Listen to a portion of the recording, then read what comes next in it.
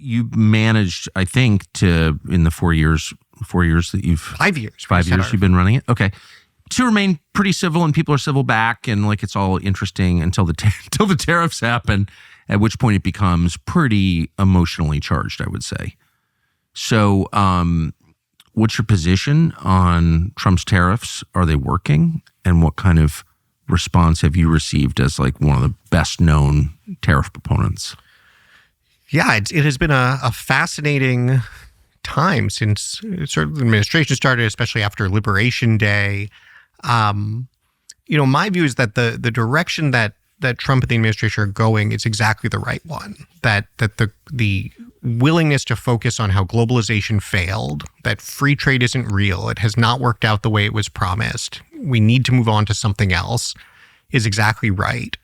The fact that they're willing to acknowledge it has costs and that we should bear those costs is extraordinary. I mean, how long has it been since we had politicians who were actually willing to stand up and say, yes, this isn't just a free lunch. There are actual costs here, and we think they're worth it.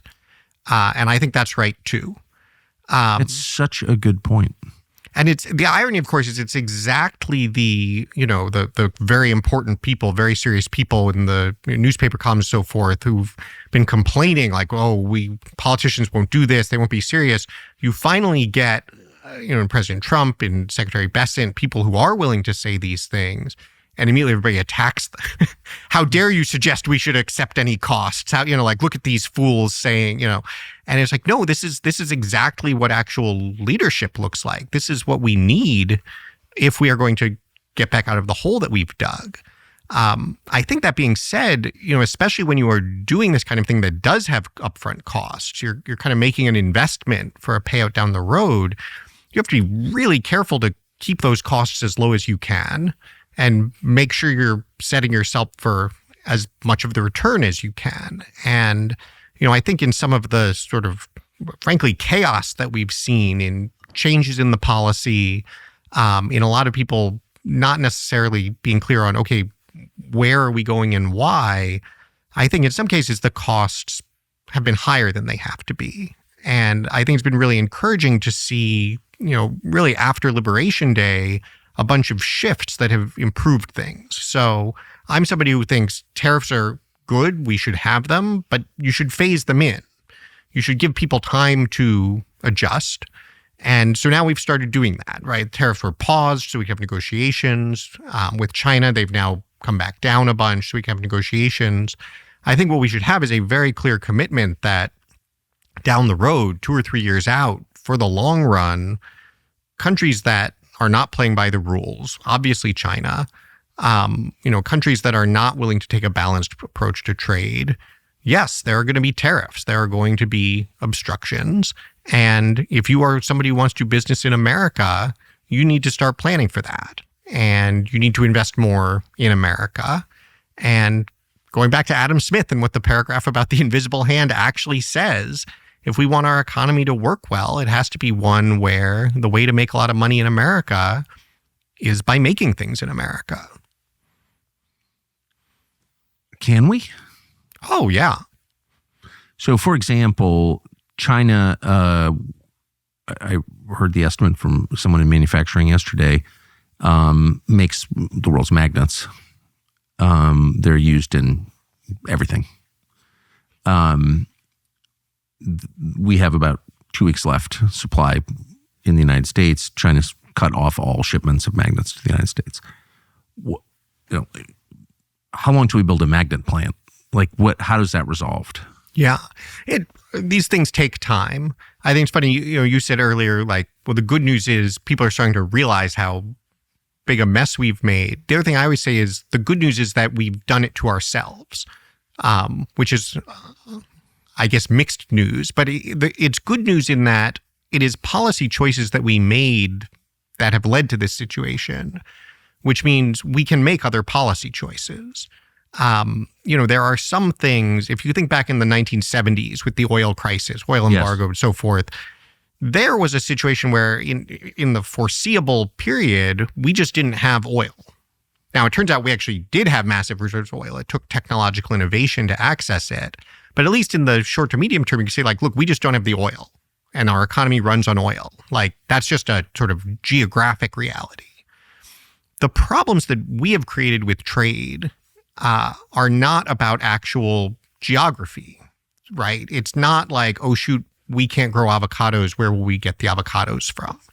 The problems are all a result of our country's decision that we didn't care what we made or whether we made anything at all. And other countries, China being obvious, but it's also Korea and Japan and Taiwan and Germany saying, no, it's actually really important to what we make. And so we are going to be the ones that invest in making it. And as a result, all of that investment, all of that technology went to those places.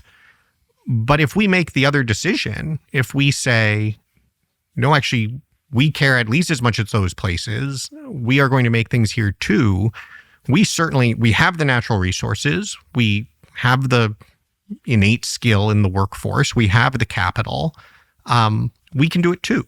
It's one of the saddest things about this country. The country's getting sicker. Despite all of our wealth and technology, Americans aren't doing well overall. Obesity, heart disease, autoimmune conditions, all kinds of horrible chronic illnesses, weird cancers are all on the rise. Probably a lot of reasons for this, but one of them definitely is Americans don't eat very well anymore. They don't eat real food. Instead, they eat industrial substitutes, and it's not good. It's time for something new, and that's where Masa chips come in. Masa has decided to revive real food by creating snacks how they used to be made, how they're supposed to be made. A Masa chip has just 3 simple ingredients, not 117. 3.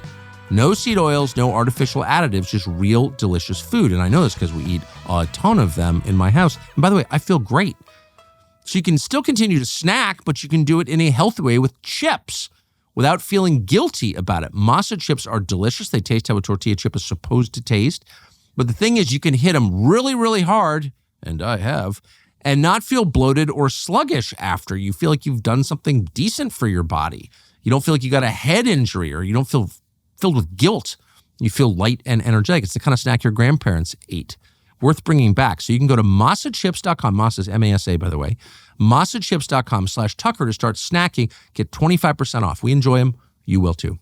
And, just a sort of two really good examples of this. One is Reagan actually did this, right? People think, Ronald Reagan, free trader. Like, not true. The Libertarian Cato Institute, when Reagan left office, Cato called him the worst protectionist since Herbert Hoover.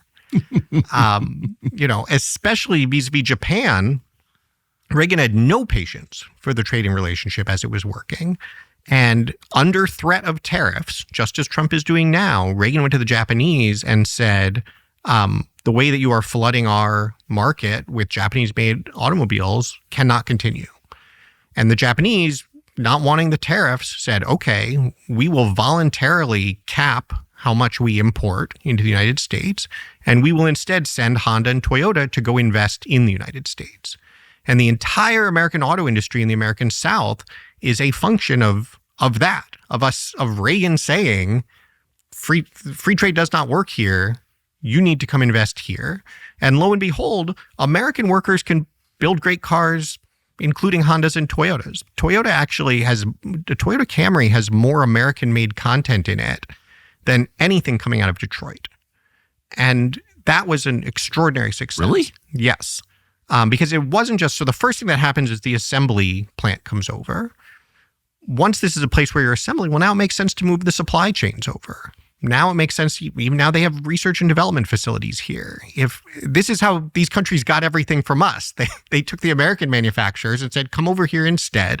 And it all moved. In a case where we've actually said, no, you have to bring it here, that works too. And the other great example we're seeing now is with semiconductors, right? We have what's called the CHIPS Act, where we basically said, wow, it's a huge mistake that America, inventor of the semiconductor, pioneer of pretty much everything chips related, we just said we didn't care. We let it all go overseas, right? The reason Taiwan, it's not because Taiwan's beaches are made out of silicon. There's nothing special about Taiwan. The Taiwanese government said, we're going to lead in chips.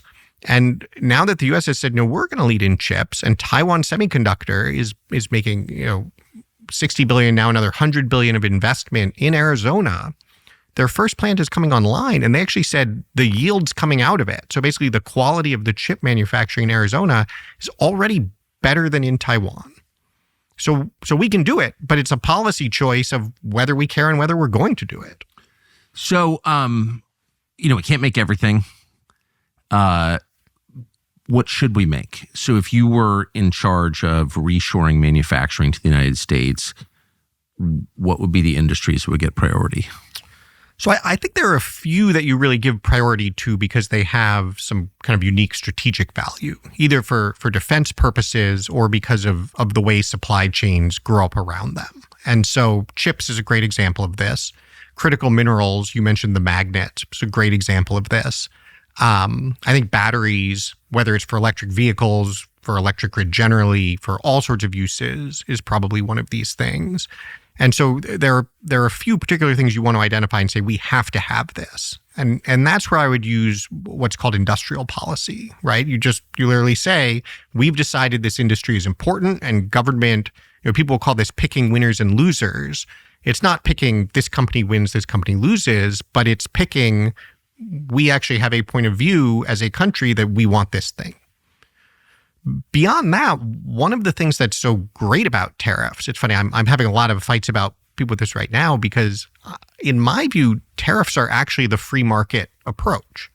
A tariff, it can be a very broad-based policy. You're not picking a particular industry. You're just saying, look, we are going to give an advantage to things made domestically. So whichever things make, relatively speaking, the most sense to make domestically will come back. The things that, relatively speaking, make the least sense to make domestically will stay elsewhere. We don't have to tell people what to invest in. We can just tell people, all things equal, we're giving a 10% advantage to making things here. Now go. And I think that creates a much healthier economic system. It's much closer to Adam Smith's invisible hand and means we have to have less regulation. Right? We don't have to go around figuring out, what's every other country doing? What do we have to correct this way or that way? We don't then have to say, and let's not forget all the losers. We have to now have a whole other set of programs to help everybody who isn't succeeding because we don't have this stuff. We just say we actually want to have a free market in the United States, but it has to be one that makes things. And so we hereby give an advantage to whoever wants to make something here. And then, as the Chinese would say, let the flowers bloom. Thanks for watching our YouTube channel. We hope you'll subscribe to it. And by the way, you can hit the little bell on there and get notifications every time we produce a video. We hope you'll do that also.